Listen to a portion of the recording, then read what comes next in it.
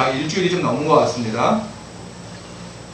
신문에 또 뉴스에 큰 사건이 있었습니다. 세 자매가 친어머니를 때려 죽인 사건이 있었습니다. 이유인즉 이 세 자매가 세 딸이 무속인한테 조언을 받은 겁니다. 엄마의 기가 너무 세기 때문에 아이들이 제대로 펴지 못한다. 그러니 그 길을 제어해야 한다라고 하면서 그 어머니를 일단 구타를 한 거죠. 그리고 그래가지고 그 어머니가 돌아가셨습니다. 참 아이러니한 것은 재판 중에 있었는데 다른 아들들이 누이들이죠. 누이들에게 좀 감형을 해달라고 탄원을 불렀다는 것입니다. 무속에 빠져서 거기에 심취하다 보니까 부모와 자식 또 인륜에 대한 것들, 생명에 대한 가치가 모두 무너져 버린 것이었습니다.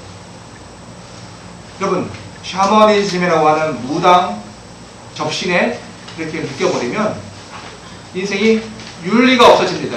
내가 어떻게 살아가야 하는가, 무엇을 지키고 살아가야 하는가, 이것을 놓쳐버리게 되었습니다. 근데 저에겐 비슷한 시기에 하나님께서 보여주신 또 하나의 사건이 있었습니다. 바로 코로나와 관련하여서 어떤 단체에서 확진이 아주 계속 일어났죠. 기독교 관련 단체였습니다. 선교단체였습니다. 여러 해 전부터 교계 안에서는 많이 문제시가 되어졌던 그런 곳이었습니다. 근데 그 대표가 이렇게 얘기를 했었습니다. 백신 주사를 맞으면 맞는 모든 사람들은 빌 게이츠의 노예가 되어진다. 그러니 믿는 사람들은 백신 맞지 말라라고 이야기했습니다. 말도 안 되는 이야기임에도 불구하고 그것을 듣고 그것을 믿고 그렇게 또 실천을 했던 사람들이 있었습니다. 저는 이 두 개의 사건이 서로 달라 보이지 않더라고요. 믿는 사람들은 다 무당, 무속, 귀신을 섬기는 것에 대한 불편한 마음 가지고 있는 건 당연한데 그런 비슷한 내용들이 교계 안에서도 믿는 사람들 안에서도 역시도 일어난다는 것이 윤리가 없고 삶 속에 시대에 대한 책임감이 없이 그렇게 살아가는 모습을 보면은 별반 다르지 않다라고 하는 생각이 들었습니다. 핸드폰을 다 꺼버리고 위치 추적이 되어지지 않도록 그렇게 시대에서 내가 어떻게 삶을 살아야 되고 사회에 어떤 영향을 미쳐야 되어야 하는 시대의식, 윤리의식이 없는 거죠. 그냥 내가 무슨 일을 해야 한다. 어떤 사명을 받았고 거대한 일을 해야 하는데 그것이 목표가 되어지지 사회에서 삶 속에서 내가 어떤 삶을 살아야 하는지 그리스도인으로서 어떤 삶을 살아야 하는지 그 방향을 잃고 있는 것이었습니다. 여러분, 기독교인이 되어지고 예수를 믿는다는 것은 무엇일까요? 어떤 업적을 이루는 것인가요? 예수 믿고 하나님의 자녀가 되어졌으니 권한을 받았으니까 큰 업적을 이루고 성과를 내는 것인가요? 저와 여러분들은 어떻게 무엇을 바라보면서 예수를 믿고 있습니까? 그 예수 믿는 것이 무엇인가에 대해서 오늘 같이 말씀을 통해서 한번 상고해 보려고 합니다.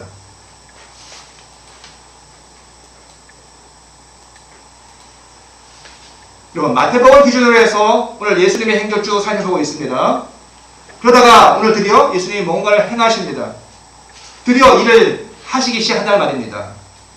드디어 예수님께서는 무슨 일을 하신다 제가 이렇게 얘기하지 않습니까? 그럼 무슨 말이에요? 그동안 예수님께서 일을 안 하셨어요.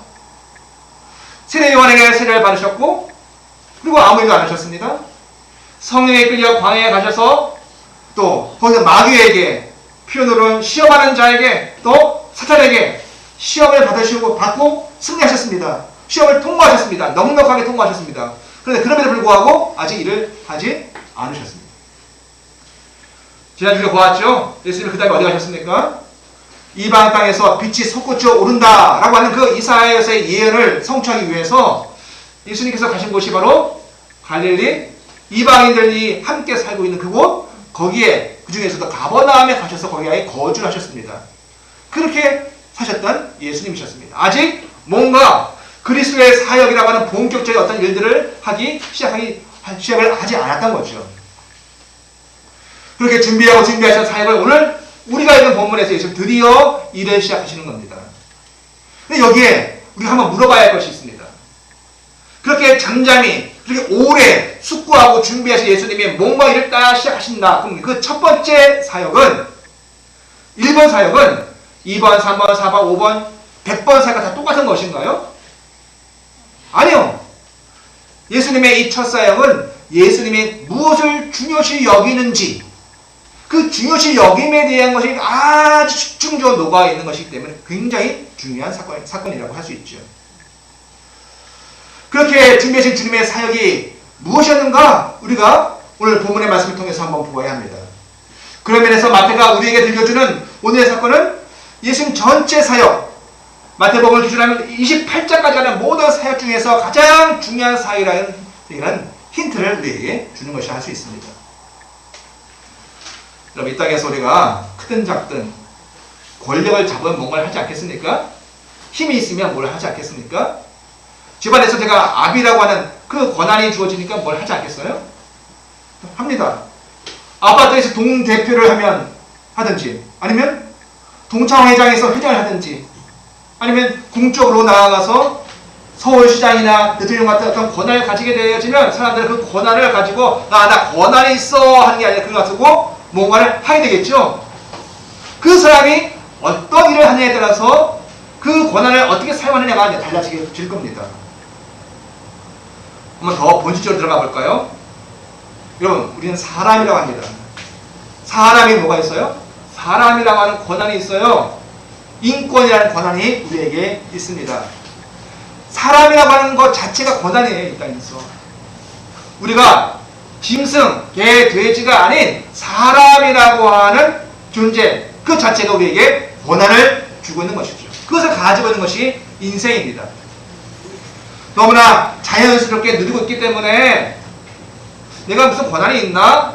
잘 생각도 못할 수가 있겠지만, 그러나 순간적으로 잊을 수도 있지만 이 땅에 사는 모든 사람들이 가지고 있고 또 사람에 마땅히 그것을 누리도록 해줘야 하는 것이죠. 그렇게 사람이 가져야 그 권한이 있는 거죠. 저와 여러분들은 이 땅에서, 이 세상에서 사람이기 때문에, 인간이기 때문에 가지고 있는 짐승들이 갖지 못하는 아주 독특한 권한을 가지고 있는 존재들입니다. 그러니까 그것을 그 누구도 빼앗아서는 안 되고, 또 빼앗기는 사람들을 우리가 마땅히 그것을 마땅히 지켜주도록 애써야 하는 것이죠. 바로 천부인권이라고 하죠. 천부인권. 하늘이 부여한, 사람이 부여한 권한이라는 것이 있습니다. 아무도 빼앗거나 침범할 수 없는 것이죠. 하늘이 주신 권한이기 때문에 우리 모두에게 그것이 있습니다. 오늘 이 말씀을 통해 저와 여러분들이 가지고 있는 그 권한을 어디에 어떻게 사용해야 할 것인지에 대해서 우리가 한번 생각을 해보는 시간이 되어주시기 원합니다. 다시 한번 말씀 돌아가 봅니다. 우리 다시 한번 마태복음 4장 18절 말씀 읽어보겠습니다. 시작. 갈릴리 해변에 다니시다가 두 형제 곧 베드로라는 시몬과 그의 형제 안드레가 바다에 그 금을 던지는 것을 보시니 그들은 어부라. 마태가 기록하고 있는 예수님의 첫 번째 행동, 첫 번째 사역에서의 첫 번째 행동은 무엇입니까? 다니시다가 입니다. 다니시다가 걸어가신다는 얘기예요. 여러분. 예수님이 드디어 걷기 시작하시는 겁니다. 모든 사건과 모든 업적과 모든 위대한 일들의 가장 첫 시작은 뭡니까? 걷는 겁니다. 여러분. 가만히 앉아있고 가만히 심사숙고가 끝난 다음에 이제는 걷는 거죠. 그 걷는 것이 모든 일의 시작입니다. 단어적으로 걸어 다닌다는 의미입니다. 여기에 성경에서 좀 확대하면 걷는다는 게 뭐냐면 생활하는 거예요. 생활의 어떠한 주관을 가지고 생활한다는 것이 되어집니다. 인생을 산다는 것도 이 말이기도 합니다. 이게 구약으로 가면요, 노아의 특징이 뭡니까? 그가 하나님과 동행하였더라 할 때 이 동행도 이 단어입니다. 그러니까는 가장 기본적으로 걷는 거죠. 네, 5km 걷고 10km 걸 수 있는데 그 걷는 것이 길어지면 뭐가 돼요? 우리의 인생이 되어지고, 그 인생이 뭐 아무데나 가는 인생이 아니라 성경에서는 하나님과 함께 걷는 동행하는 것들을 우리에게 요구하고 있는 거죠. 여러분, 성경 수많은 인생들이 나옵니다. 믿음의 조상이라 이야기하는 아브라함도 나오죠. 또 모세도 있고요. 또 다윗도 있습니다. 그는 모두가 각자가 자기 인생을 걷고 인생을 살고 또 하나님과 부분적으로 동행하기도 합니다. 우리가 성경을 읽어보면 알지만 아브라함이 완전했습니까? 아니요. 그렇지 않았습니다. 아내를 2번이나 팔았어요. 그리고 위기가 닥쳐오니까 애굽으로 내려가기도 하고요. 또 아들을 낳아야 되는데 분명히 사라를 통해서 하나님 주시기로 약속하신 불과 그걸 믿지 못하고 하가를 통하여서 이스마엘을 낳는 그런 우를 범하기도 합니다. 그런 거 보면 열심히 걷고 열심히 생활하지만 그렇다고 아브라함이 늘 한결같이 하나님과 동행했느냐? 그러지는 않은 거예요. 그렇죠? 모세는 어떻습니까? 모세를 보면 하나님 평가를 하시면 내 친구 같다 말씀하시고요. 그리고 그 인자함이 이 모세에 능한 자가 없다라고 얘기할 정도로 굉장히 탁월한 상입니다. 그럼에도 불구하고 모세가 요단강을 건넜나요? 못 건넜습니다. 결국 어느 정도 어느 순간에는 그가 부족하였고 하나님과 동행하지 못한 부분이 있던 것이었죠. 여러분 다윗 얘기하면 말할 것도 없죠. 정치를 가지고 신앙을 화해했던 아름다운 사람입니다. 정치하면 협작과 음모와 사람 죽이는 것을 뛰어날 것 같은데 이 다윗은 그 정치를 신앙화해가지고 아름답게 나라를 만든 사람이었어요. 그럼에도 불구하고 우리 다 아는 밧세바 사건 다 알지 않습니까? 어느 순간에는 그가 하나님과 동행하지 못한 모습을 우리는 보게 되어집니다. 누구 이야기예요? 제 얘기고요. 우리 여러분 모두의 얘기 아닙니까? 인생을 살고 또 걷고 하지만 우리가 예수 믿는다고 우리가 완전해요? 완전하지 않습니다. 순간순간 우리가 자기 욕심에 이끌려서 삶을 망가뜨리기도 하고요. 엄청난 잘못을 저지르기도 합니다. 우리가 인생 속에 늘 하나님과 교제와 교통이 있어야 되는데 그 교통이 우리는 한계가 있고 약하다는 것이죠. 그런데 여러분 이 단어가 다니고 생활하고 하나님과 동행하는 것이 예수님께 적용되어지면 문제가 달라지는 거예요.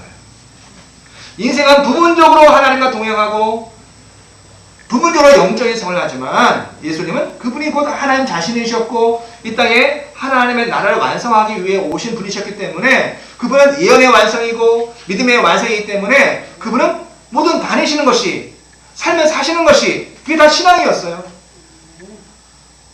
중요한 거죠? 우리는 신앙을 교회 와서 하고 기도할 때만 신앙하는데 예수님은요 다니시는 것 자체가 신앙이었어요. 그건 다니시는 자체가 하나님과 동행하는 것이었어요. 이렇게 살면 몇 년 산다고요? 3년밖에 못 살아요. 이렇게 예수님처럼 하나님과 밀접하고 동행하면 3년밖에 못 살아요. 여러분 잘해야. 그러니까 우리도 좀 여기가 살려면 할 수 없지만 그러나 우리의 마음속에 이런 거 있어야 되는 거예요. 내가 내 형편상 육적인 재미도 느끼고 또 아이를 키우는 재미도 느끼고 돈 가진 재미도 느끼고 또 맛있는 거 먹는 재미도 느끼고 그런 거 사람 다 허용하세요. 그죠? 허용하시지나 그러나 내가 너 주님 앞에 바짝 가지 못하고 있는 나의 불안정성을 인정하셔야 되는 거예요. 하나님 우리를 재촉하지는 않으세요. 너 왜 예수처럼 완전하게 모든 걸 다 바쳐가지고 3년 동안만 살고 나한테 오지 않고 오래 살았니? 이렇게 말씀하지는 않으신단 말이에요. 그러나 우리가 하나님 앞에 대할 태도는 내가 더 충성되어지고 더 하나님을 사랑하고 더 주님과 동행해야 되는데도 불구하고 한편으로 하나님 뒤에도 내도 육적인 삶을 좀 살아야 되지 않겠습니까? 라고 하는 우리의 이 연약함을 가지고 있는 것은 인정하셔야 되는 거예요. 그러니까 불쌍히 여겨주세요. 난 누구예요? 나는 이런 면에서는 죄인이에요. 내가 전적으로 주님께 사랑을 받았음에 불구하고 그 삶을 따라가지 못하고 있는 나는 하나님 앞에 참 연약한 존재인이라고 고백을 하시는 게 그게 정직한 것이죠. 그렇습니다. 예수님은 다니시는 것 자체가 걸어다니는 것 자체가 신앙이었어요.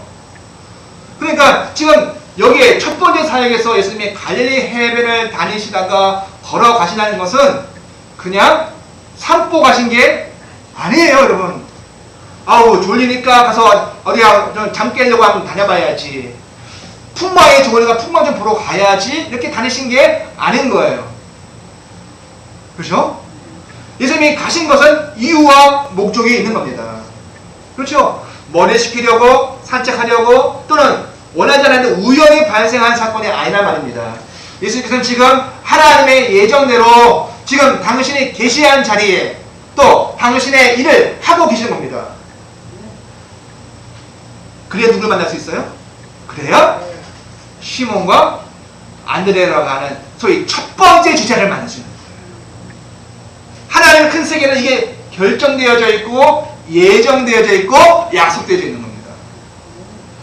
여러분, 신앙이라는 것은 하나님이 우리에게 이미 약속해 주시고 예정해 주시고 우리의 것으로 주신 것들이 있어요. 그런데 내가 그것을 가면 받는 거예요. 얻는 거예요. 늘 말씀드리잖아요. 하나님이 주시는데 내가 수도꼭지를 잠그면 내게 안 되는 거예요. 물이 안 내려와요. 여러분, 신앙은요, 약속을 받고 가는 거예요. 예정받은 것을 믿고 가는 거예요. 그때 거기에서 하나님의 역사가 일어나는 겁니다. 여러분 삶 속에 하나님 예정하신 것들이 있어요. 준비해 놓으신 것이 있어요. 근데 하나님이 일방적으로 하신 것이 아니라 하나님 우리의 믿음을, 우리의 의지가 나오기를 원하시는 거예요. 해변을 따라 걸어가야 바로 시몬과 그리고 안드레를 만나는 겁니다. 그 첫 번째 제자를 거기서 만나는 거예요, 여러분. 바로 그 동일한 무대, 갈릴리 바다가 그 해변이 예수님에게는 무슨 곳이에요? 걸어가셔야만 하는 곳이었어요. 그런데 시몬과 안드레는 그 바다는 어떤 바다예요? 그들이 어부니까 거기서 물고기를 잡는 삶의 무대예요. 거기는요. 거기서 그들은 뭘 합니까? 그물을 던지는 있는 거예요. 별개 거죠. 예수님은 해변을 걸어 다니고요. 예수님은 그 해변가 바다 한가운데에서 제자들은 그물을 던지고 있는 거예요. 두 부류의 사람들이 서로 아무 상관이 없는 것 같은데 그게 만나게 하시는 역사가 있는 거예요. 그러니까 예수님은 뭐 하셔야 돼요? 해변을 따라 걸어가셔야 돼요. 그러면 제자들은요, 시몬과 안드레는 뭐 해야 돼요? 오늘 배 아픈데, 오늘 날씨가 안 좋은데, 오늘 영 컨디션이 안 좋고 바다의 상황이 안 좋은 데가 아니라 그럼에도 불구하고 그 자리에 가서 그물을 던져야 되는 거예요. 그래야 예수님이 시몬을 안드레를 만나고 시몬과 안드레는 또 예수님을 만나는 이 첫 장면이 발생하는 것입니다. 여러분, 예수님은 그렇다 치고요, 시몬과 안드레가 지금 하고 있는 일은 무엇입니까? 그물을 던지는 것, 이게 신앙이에요? 생계를 위해서 물고기 잡고자 그물을 던지는 거 아닙니까? 몇 번 했을까요? 평생? 무한반복. 태어났을부터 이제 좀 힘을 좀 쓸만하니까 이 고대 사회에서 누구나 다 나가서 일을 해야 먹고 사니까 자기 먹을 건 자기가 책임져야 되니까 나가서 가서 그물 던지는 거예요. 몇 번 던졌을까요? 수백, 수천, 수만 번 던졌을 겁니다. 그물 던지고 물고기 잡는 그 일이 그러면 거룩한 거예요? 하나님 일이다 이렇게 생각할 수 있는 겁니까? 그거 아니에요, 그죠? 그냥 자기 생계를 위해 살아가는 겁니다. 그러나 하나님께서는 그 일상과 생계를 위해 살아가는 수고하는 그 삶을 사용하시는 거예요. 이 세상에 삶을 살다가 예정된 대로 예수님을 만난 대표적인 사람이 바로 이 시몬과 그리고 안드레입니다. 심지어 이 마태복음의 마태는 세리였어요. 세리가 어디에 앉았다가 세관에 앉아 자기 일을 하다가 예수님을 만나요, 여러분. 여기에 우리 주는 하나님 일반 은총이 있습니다.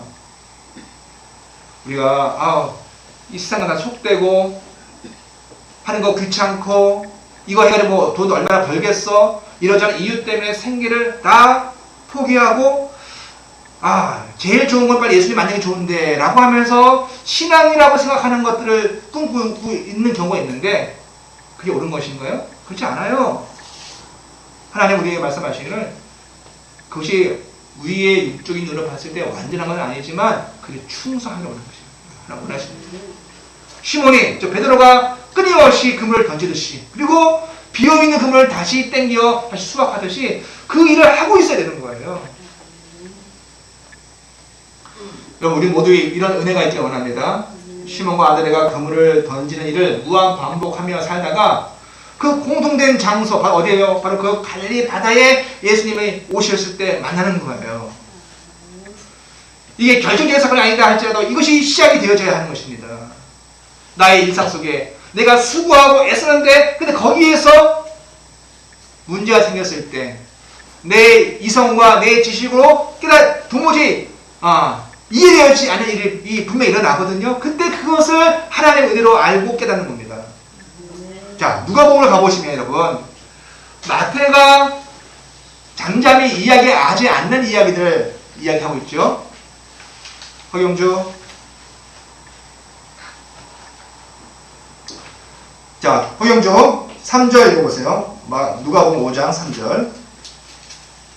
2절 보면 어부들이 배에서 나와서 그물을 이제 씻고 있어요. 왜요? 이제 허당을 쳤거든요. 하루를 날리는 거예요. 오늘 물고기를 잡아야 또 그 팔아가지고 먹고 살고 아이들 교육도 시키고 하는 건데, 그런데 그날 허당을 친 겁니다. 하루 종일. 3절 읽으시면 같이 읽겠습니다. 시작. 예수께서 한 배에 오르시니 그 배는 시몬의 배라. 육지에서 조금 떼기를 청하시고 앉으사 배에서 무리를 가르치더라.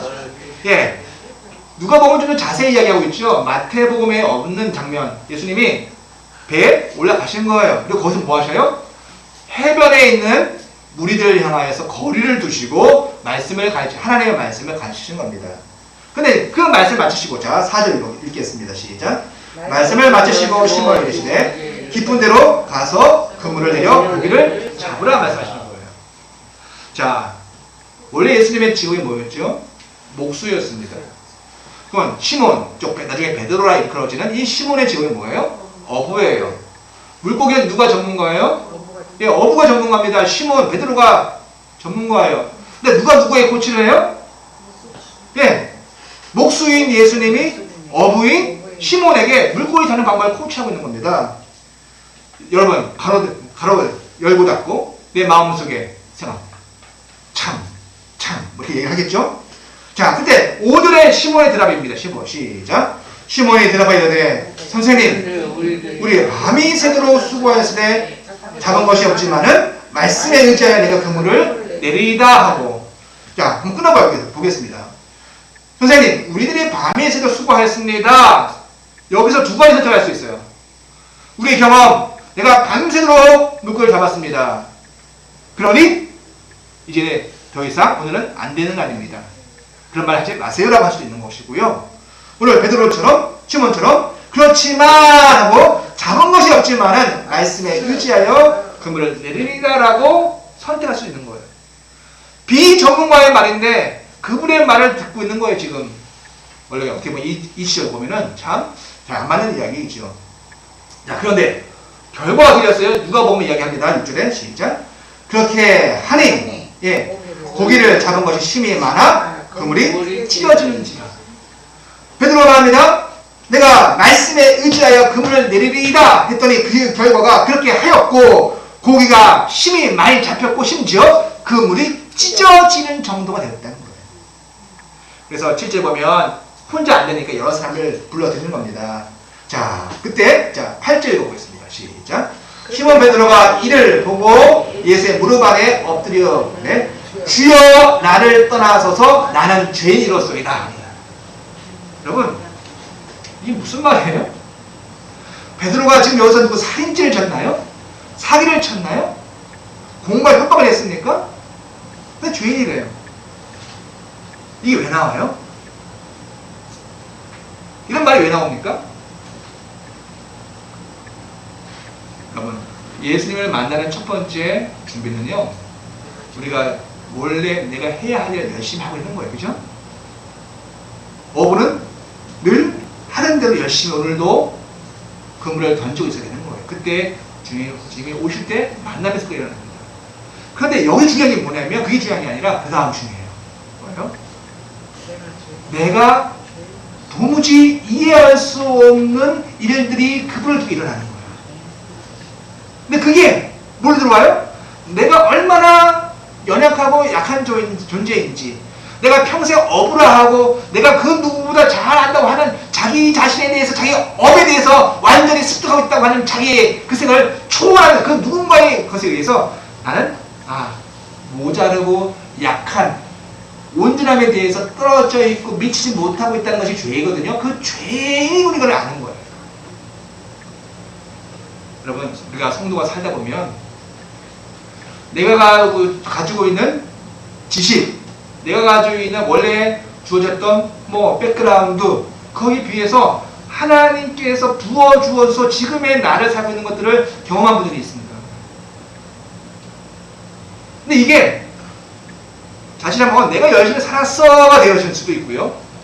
아니면 베드로처럼 와, 당신은 정말 그리스도이십니다. 당신은 주님이십니다. 나는 거기에 비해 나는 죄인입니다. 이 고백이 나올 수 있는 거예요. 교회에서 신앙생활을 하다 보면 하나님께 복을 받는, 물질적으로 삶에 복을 받는 경우가 있습니다. 다 그렇다가 얘기를 할 수는 없지만 특별히 어떤 경우에 하나님께서 그렇게 물질의 복을 주십니다. 근데 내가 가진 학력, 내가 가진 지식, 내가 가진 배경에 비해서 하나님이 내 가정과 나의 삶을 도우시고 위로하시고 도우셔요. 근데 이게 자칫 잘못되면 그봐, 내가 원래 좀 잘났잖아? 내가 원래 가진 게 있잖아? 내 원래 정서가, 내 원래 심성이 좀 내가 받았잖아? 이렇게 나아가면은 하나님과는 상관이 없는 거예요. 근데 어떤 사람들은요, 믿음이 일어나요. 이건 누가 주신 거다? 내가 한 게 아니야. 하나님이 주신 것이고 하나님의 역사야 라고 그것에 대해서 놀라고 그것에 대해서 하나님 앞에 경외를 표현하는 겁니다. 그게 믿음의 시작이에요. 자, 보십시오.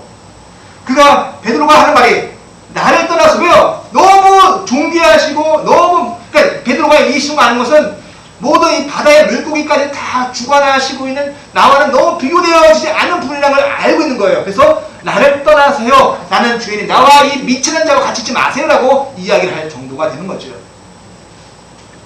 그때 10절 한번 읽어보겠습니다. 시작. 세베다의 아들 시몬의 동역자인 야고보와 요한이 너를 예수께서 시몬에게 이르시되 무서워하지 말라. 이제부터는 내가 사람을 취하리라 하시니라. 다시 한번 이제 마태복음으로 돌아옵니다. 여러분, 일상의 삶을 살다가 이런 일상의 삶 수고하고 열심히 살아야 되겠죠? 열심히 나의 삶을 살아가는 그 일상에 살다가 예수를 만나고 우리가 누가복음에서 봐 이런 일을 경험하게 되어질 때에 바로 역사에 대한 겁니다. 그것을 마태복음은 4장 19절에 이렇게 이야기합니다. 4장 19절 시작. 말씀하시되 나를 따라오라. 내가 너희를 사람을 향하는 어부가 되게 하리라 하십니다. 여러분, 예수님의 입장에서는 이렇게 물고기가 많아지게 하는 이게 목적인가요? 병이 낫는 것 이게 목적인가요? 갑자기 부자 되는 거 이게 목적인가요? 우리는 부자 되는 과정, 병이 낫는 과정, 이런 과정 속에 있는 사람들이지만 예수님은, 하나님은 목적이 뭐예요? 우리를 부자 되게 하실 수도 있고 병 낫게 하실 수도 있고 그리고 지롭게 하실 수도 있고 다양한 일들을 하십니다. 근데 그런 일들을 하게 하심으로 누가복음에서 이야기했던 베드로의 고백처럼 나는 죄인입니다. 나를 떠나세요. 하나님 나와는 차원이 다른 분입니다. 격이 다르고 다른 분인 걸 인정하게 하는 이 사건이 나오게 하심으로 말미암아 우리를 향해서 이렇게 말씀하시는 거예요. 나를 따라오너라. 그럼 별 나온 거죠, 여러분. 어떤 사람들은 교회 다니고 예수 믿는 이유가 잘 되려고 하는 사람도 있어요. 부자가 되고 병이 낫고 또 진급 신사에서 올라가고 그것 때문에 교회 다니고 신앙하는 사람들도 있습니다. 그런데 성경 분명히 얘기합니다. 하나님 그렇게 우리를 도와줄 수 있어요. 그것은 도구예요. 뭐요? 하나님이 살아계시구나. 하나님이 나와 차원이 다르신 분이구나. 이걸 깨닫게 하시는 거예요. 그래서 그 결과적으로 뭐 하게 하시려고요? 나를 따라오너라. 이게 신앙이에요. 내가 부자되고 잘되는 게 신앙의 목표가 아니고 하나님께로부터 이것을 경험하게 하심으로 말미암아 예수를 따라가는 인생이 되어지는 게 그게 신앙인 줄 믿습니다. 여러분 오늘 이 시간 예배하고 오늘 성경 읽고 함께 예배하며 하나님 찬양하는 이유는 내가 참으로 연약한 존재이지만 내가 주님을 뒤를 따라가겠습니다 라고 하는 그 신앙이 일어났으면 성공인 줄 믿습니다. 왜요? 예수님이야말로 가장 아름다운 인생을 우리에게 보여주는 분이시거든요. 야, 여러분, 결국 뭡니까? 예수님의 첫 사역은 홍해를 가르듯이 그건 휘황찬란한 거 보여주신 거 아니에요. 또 하늘에서 우박이 떨어지고 메추라기 떨어지고 하는 그런 거 보여주신 것도 아니었죠. 그죠? 심지어 오병이어 사건 나중에 나와요. 오병이어 사건도 예수님이 우리에게 첫 번째 보여주신 사건은 결국 사람을 부르시면서 나를 따라오너라라는 거예요. 이게요, 참 그래요. 예수님이니까 이 말이 그래도 정당하고 합당한 것이지, 그죠? 사람이 나를 따라오라, 나를 벤치마킹해 이렇게 한다는 얘기가 쉽지는 않죠. 그래서 그렇습니다. 결국 예수님이 우리에게 말씀해 주시고 또 예수님의 사역을 통해서 우리에게 보여주시는 것은, 마태복음 전체를 통해서 우리에게 이야기해 주신 것은 뭐예요? 신앙은 예수를 따라가는 거예요. 그럼 뭐가 되어진다고요? 내가 너를 사람을 낚는 어부가 되게 하리라. 여러분 믿으시기 바랍니다. 예수를 따라가십시오. 그럼 뭐가 돼요? 사람을 낚는 어부가 되게 하리라. 아멘이죠? 근데 저는요, 이 말이 썩 안 좋아요, 사실은. 사람을 낚는다 그러니까는 이게 아마 100년 전에는 아무 상관이 없을 텐데 요즘은 보이스 피싱이야, 그죠? 피쉬가 물고기 잡는 거지 않습니까? 보이스 피싱. 얼마 전에도 뉴스 나왔습니다. 웬만해가지고는 이 총체를 못 잡는다는 거 아니겠어요? 보이스 피싱 여러 군데에서 하니까 서버를 옮기고 막 하기 때문에 총책을 범인을 못 잡는답니다, 사실은 잘. 그런데 거기서 뭐요? 사람들한테 위협을 주고 어떤 위기감을 주면서 그들을 낚아요, 그죠? 낚아가지고 돈을 입금하게 만들잖아요. 그러니까는 사람을 낚는다라는 표현이 우리에게 이미 벌써 부정적으로 들려요. 그러면은 내가 예수를 따라가면 내가 다른 사람 속이나? 그러니까 그들에게 뭐 돈이든 뭐든 물질 이익을 얻을 것인가? 이런 오해의 소지가 있는 것이죠. 여러분, 낚는다 라는 말은 우리의 어감상으로 나쁠 뿐만 아니라 원래 헬라어 원문에도 없는 말이에요. 네. 우리말 성경, 개역 성경, 개역 개정, 뭐 세번역, 또 공동 번역, 표준 세번역 다 사람을 낚는 어부가 되게 하겠다라고 표현을 해놨긴 했지만, 그러나 원문에는 그런 말이 없어요. 그냥 사람들의 어부가 되게 하겠다는 거예요. 뭐요? 사람들의 어부가 되게 하겠다. 그래서 그 해석을 하는 가운데 사람들을 낚는 어부도 하나의 가능성은 있어요. 그러나 그것이 완전하지 않는 거죠. 어쨌든 사람들의 어부예요. 근데 여기에서 주님이 우리에게 말씀해 주신 것을 알려면 다시 누가복음으로 가야 합니다. 누가복음 갑니다.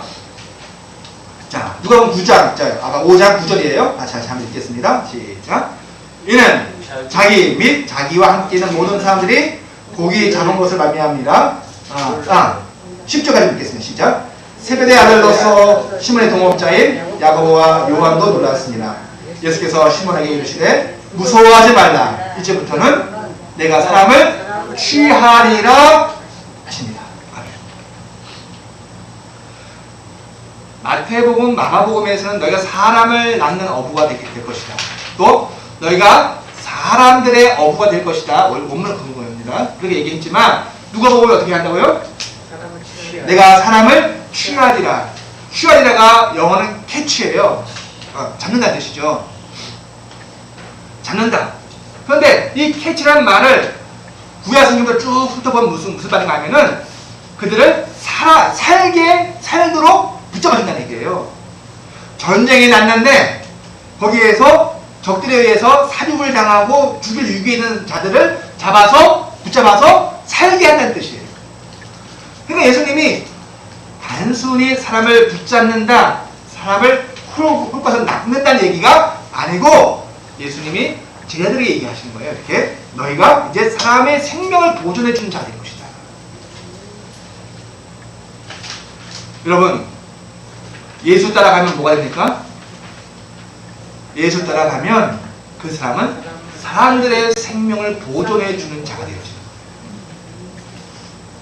예수 따라가는데 예배하고 기도하고 헌금하고만 하면 안 되고 그 과정 속에서 하나님 우리를 어떻게 바꿔오시냐면 사람들의 생명을 보존해 주고 그들 살게 하고 그들 위로하는 자가 되게 하신다는 거예요. 여러분, 하나님이 우리 준 권한이 이것입니다. 우리는요, 예수 따라가서 종교생활 하는 게 아니에요. 오늘도 교회 왔고 몇 장 읽어야 되고 이게 종교 예시를 하는 게 우리의 목표가 아니고요. 예수님을 따라가는 것은 그분의 삶의 방식을 따라가고 그분의 마음을 배워가는 것인데, 그렇게 말미암아 그렇게 되어진 우리가 사람들의 생명을 보존해주고 그들을 위로한 자가 된다는 얘기예요. 그럼 이게 우리의 직분입니다. 코로나의 사태 속에서 교회가 수많은 사람들한테 이기적이라는 얘기가 너무 많이 들어요. 전도하다 보면 차마 말 못하는 사람도 많고 얼굴에 대놓고 저한테 얘기하는 사람도 있어요.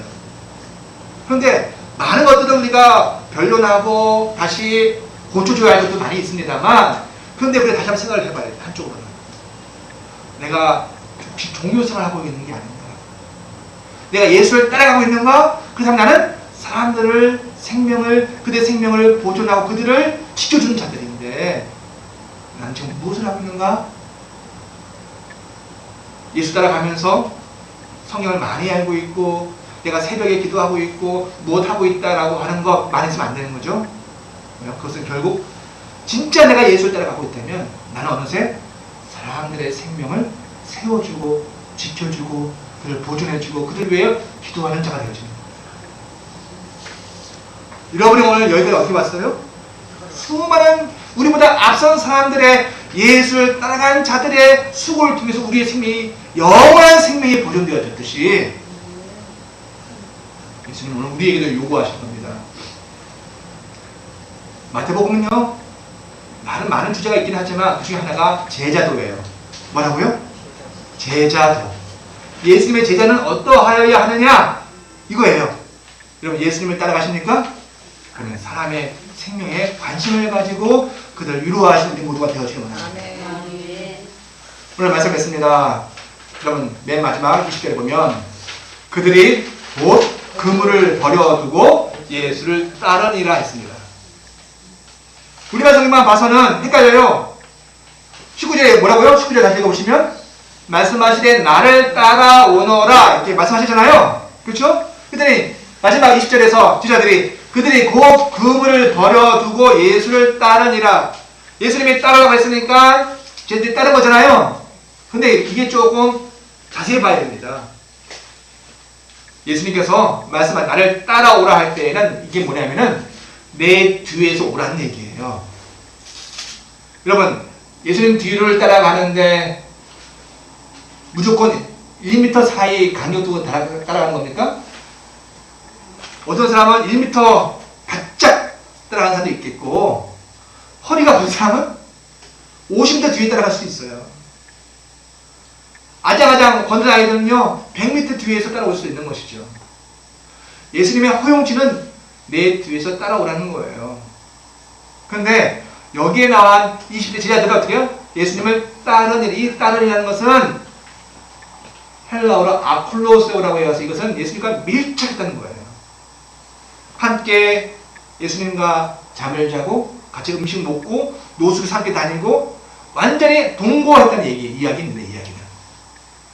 여러분, 하나님께서 예수님께서 뭐 우리에게 무조건 그렇게 하라고 얘기하시나요? 그거 아니에요, 여러분. 심지어 마태복음 8장에 보면 어떤 사람이 내가 예수님을 앞으로 세워 베드로처럼 요한처럼 내가 예수님을 바짝 추적했습니다 했을 때 있어 뭐라 그래요? 이렇게 말하잖아요. 여호는 굴도 있고 이처럼 나는 머리 들 곳도 없다. 그게 뭐냐면 나 따라오지 말라는 거예요, 여러분. 어떤 이들은 예수님과 바짝 따라갈 때도 있어요. 근데 어떤 이들은요 50m 거리를 두고 100m 거리를 두고 자기 힘껏 자기의 페이스대로 가야 되는 거예요. 마라톤 할 때 팀으로 합니다. 아시죠? 마라톤 할 때 팀으로 다닌다고요. 1000m도 마찬가지고. 무슨 말인가 하면은 결승점에 들어갈 사람 다 정해져 있는 거예요. 그런데 동료가 뭐예요? 오버페이스를 해줘. 왜? 다른 경쟁자들도 하여금 힘을 빼기 위해서 앞으로 쭉쭉 나갑니다. 그러면 다른 팀, 다른 나라 선수가 그 선수를 따라가버려. 그러면 조기에 지쳐서 넉다운 되었죠.